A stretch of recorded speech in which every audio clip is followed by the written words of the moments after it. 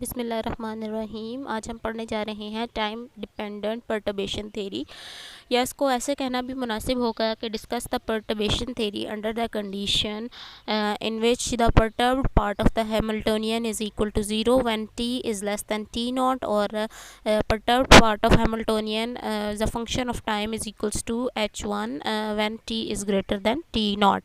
तो हमने time independent perturbation theory इससे पहले पढ़ी और उसको हमने डीजेनरेट स्टेट के अंदर भी पढ़ा। अब हम जा रहे हैं टाइम डिपेंडेंट पर्टर्बेशन थ्योरी को पढ़ने के लिए। उसके लिए हम एक सिंपल सी एग्जांपल कंसीडर कर लेते हैं। हम ये कहते हैं कि अगर एक एटम है और उसको हमने क्या किया, इलेक्ट्रोमैग्नेटिक फील्ड के अंदर रख दिया।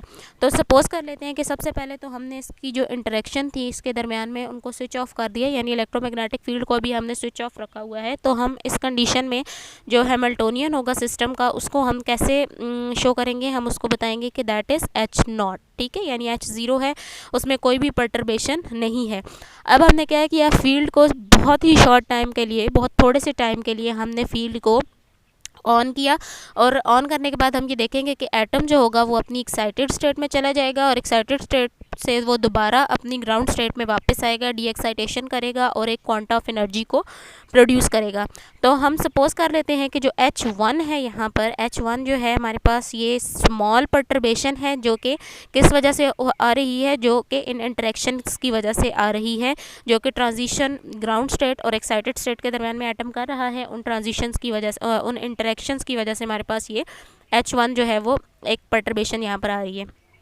तो हम कहते हैं कि जो ट्रांजिशन है वो डिपेंडेंट है किस पे, टाइम पे। ठीक है, तो जो वेव फंक्शन साई है, इसका मतलब है कि साई भी जो होगा वो फंक्शन ऑफ टाइम होगा। ठीक है, ये वेव फंक्शन जो होगा वो भी फंक्शन ऑफ टाइम होगा। तो अब हमारे पास हम करते हैं, इसके अलावा वेव फंक्शन हमारे पास टाइम के अलावा पोजीशन के कोऑर्डिनेट्स पे भी डिपेंड करेगा। ठीक है, तो हमारे पास जो आइगन इक्वेशन है फॉर अनपर्टर्ब्ड सिस्टम वो इक्वल है h0 Sai m0 equal to e0 Sai m0। तो h0 की जगह पे h0 साई m0 को तो हमने ऐसे लिख दिया। e0 जो ऑपरेटर होता है, उसकी ऑपरेटर इक्वेशन अगर हम लिख लें तो वो आ जाएगी हमारे पास minus h cut over i partial by partial t psi m0।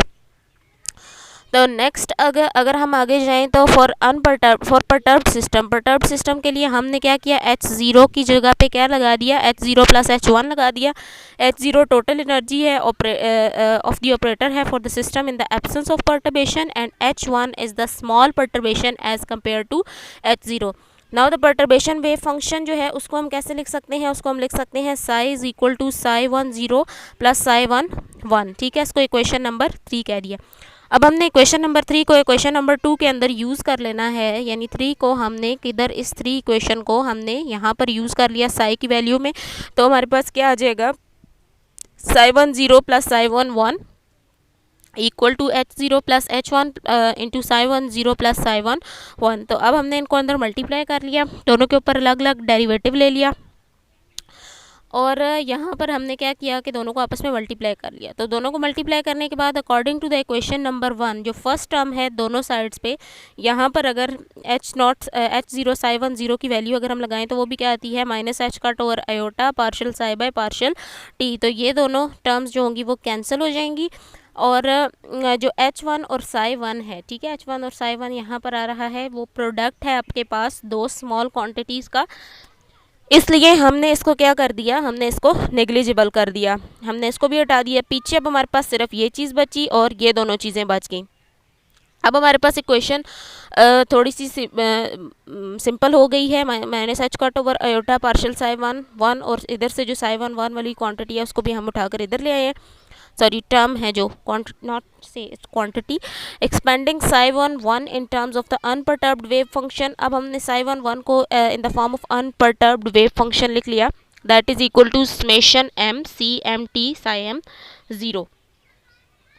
Next आगे हम चले जाते हैं, जो साई m0 है वो अनपर्टर्ब्ड वेव फंक्शन है, हमने साई 1 की वैल्यू यूज़ कर लेनी है इन इक्वेशन 4।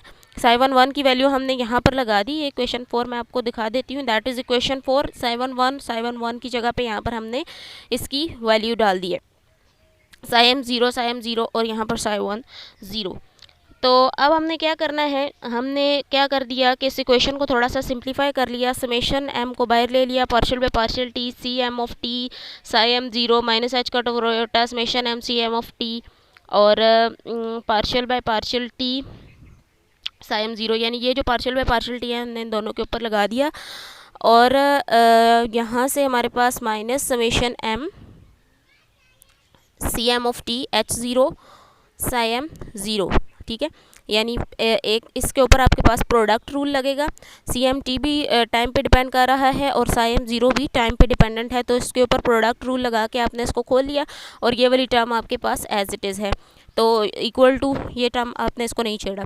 सेकंड और थर्ड टर्म जो हैं वो एक दूसरे को कैंसिल कर देंगी, second and third term, second term and third term एक दूसरे को कैंसिल आउट कर देंगी ड्यू टू इक्वेशन नंबर 1। यहाँ पर हमने इक्वेशन नंबर 1 की वैल्यू जब लगाएंगे तो ये again H cut over iota partial by partial T और ये चीज़ बन जाएगी, तो ये दोनों टर्म्स एक दूसरे को कैंसिल कर देंगी, एक दूसरे को कैंसिल करेंगी तो सिर्फ हमारे पास एक ये टर्म बचेगी और एक ये टर्म बचेगी, तो हमने दोनों टर्म्स को जो बच गई वो लिख ली और उनको इक्वेशन नंबर 5 का नाम दे दिया।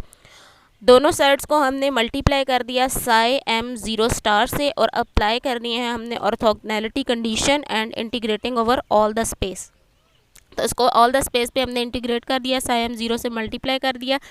ये चीज़ इक्वेशन इसको तो अभी आपने नहीं चढ़ना, यहाँ पर देखें तो ऑर्थोगोनैलिटी कंडीशन से दोनों इक्वल हैं, तो ये आपके पास इंटीग्रल इक्वल टू 1 हो जाएगा। अब हमने क्या करना है, पुट कर देना है m को इक्वल टू n, m को इक्वल टू n पुट कर दिया। Now the wave function psi of t are relative to the independent amplitude function by the equation psi n zero is equals to psi n zero E raise psi m zero psi zero n sorry psi zero n zero E raise to the power minus iota E N T by H cut. हमने क्या करना है, इसका दोनों तरफ complex conjugate ले लेना है, कॉम्प्लेक्स कॉन्जुगेट लेंगे तो हमारे पास आयोटा वाली जो टर्म होगी उसके साथ से साइन कैंसिल हो जाएगा। अब n को इक्वल टू 1 पुट कर दें, n इक्वल टू 1 के लिए हमारे पास ये कंडीशन बन जाएगी और इसी तरह स्टेरिक में भी n इक्वल टू 1 करेंगे तो ये चीज़ बन जाएगी। अब इस इक्वेशन 7 को हमने पुट कर देना है इक्वेशन नंबर 6 में, साई 1 ज़ीरो की जगह पे और साई n ज़ीरो स्टेरिक की जगह पे, ये इक्वेशन के अंदर हमने पुट कर दिया।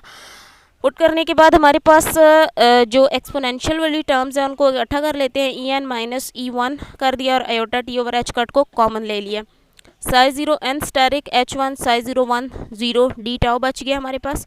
अच्छा, यहाँ से अब हमने क्या करना है, इसके ऊपर ये इस चीज़ को इंटीग्रल से बाहर ले लेना है और ये सिर्फ चीज़ इंटीग्रल के अंदर रहेगी, तो ये आपके पास अगेन उसी तरह से जिस तरह मैंने आपको पिछले टॉपिक के अंदर बताया था कि ये एक मैट्रिक्स की फॉर्म बन जाएगी और उसको मैट्रिक्स की तरह लिख लेना है एच एन 1 और 1।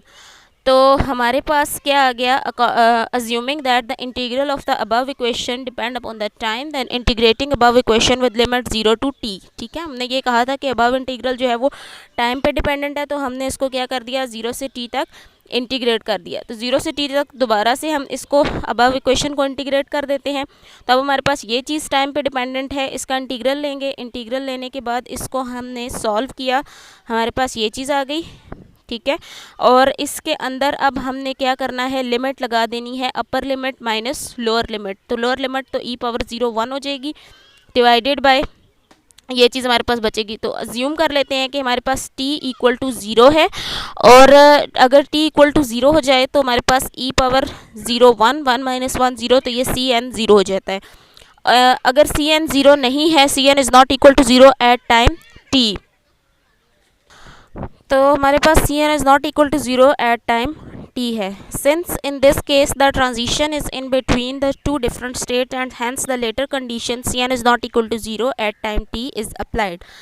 देयरफॉर सी एन हमारे पास क्या आ जाएगा, H N 1 1 E power minus iota H over H cut E 1 minus E N into T minus 1 divided by E 1 minus E N. और अगर हमने positive C N of T लेना है तो हम 1 माइनस ये कर देंगे, क्योंकि इसकी वैल्यू हमेशा लेस दैन 1 आएगी, तो हमने इसको 1 को पहले लिख लिया और माइनस उसको कर दिया। तो यहाँ पर जो एच एन 1 1 है उसको हमने किस चीज़ के इक्वल लिया था, ऊपर इसके इक्वल लिया था, is the matrix element of the perturbation Hamiltonian, ठीक है। आपके पास मैट्रिक्स एलिमेंट है परटर्बेशन हैमिल्टोनियन का। तो नेक्स्ट वीडियो में हम इससे नेक्स्ट पार्ट जो है वो करेंगे।